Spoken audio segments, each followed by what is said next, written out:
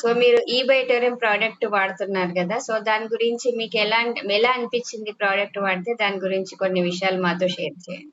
Thank you so much. Thank you madam. Thank you madam. Thank you. So నా పేరు లక్ష్మి అండి. నేను ECL కుషాడ నుంచి మాట్లాడుతున్నాను. సో నేను ఒక ప్రైవేట్ జాబ్ చేస్తున్నాను.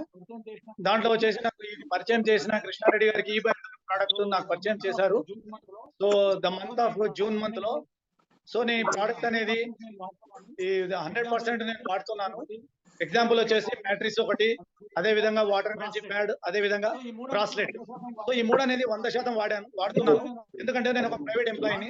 దాంట్లో వచ్చేసి నా నేచర్ ఆఫ్ జాబ్ ఏంటంటే మెంటల్ గా ఫిజికల్ గా నేను ఫిట్ ఉంటేనే కానీ ఆ జాబ్ నేను చేయలేను.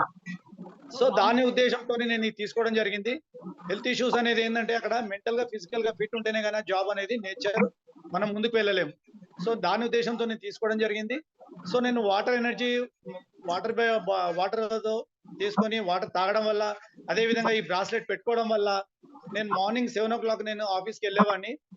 అదే విధంగా ఈవినింగ్ వరకు కూడా నేను వర్క్ చేయడం ద్వారా, అంటే నేను ముందు ఏంటంటే నా ప్రీవియస్ ఒక 1 and 2 కంప్లైంట్స్ అటెండ్ చేసిన తర్వాత నా ఎనర్జీ లెవెల్ తగ్గిపోయేది. సో నేను నా యొక్క బాడీ ద్వారా నాకు తెలిసింది అది.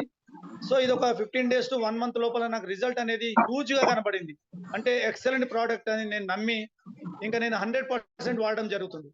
సో ఈ ప్రోడక్ట్ వల్ల నాకు ఎనర్జీ లెవెల్ పెరిగింది. అదే విధంగా మార్నింగ్ టు ఈవినింగ్ వరకు వర్క్ చేసినప్పుడు కూడా నాకు అనీజినెస్ అనేది లేదు.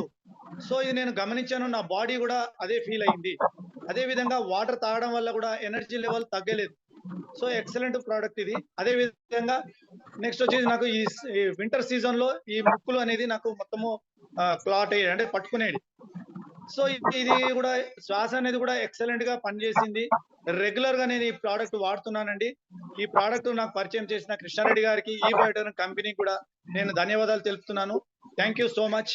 Back to the house madam. Thank you.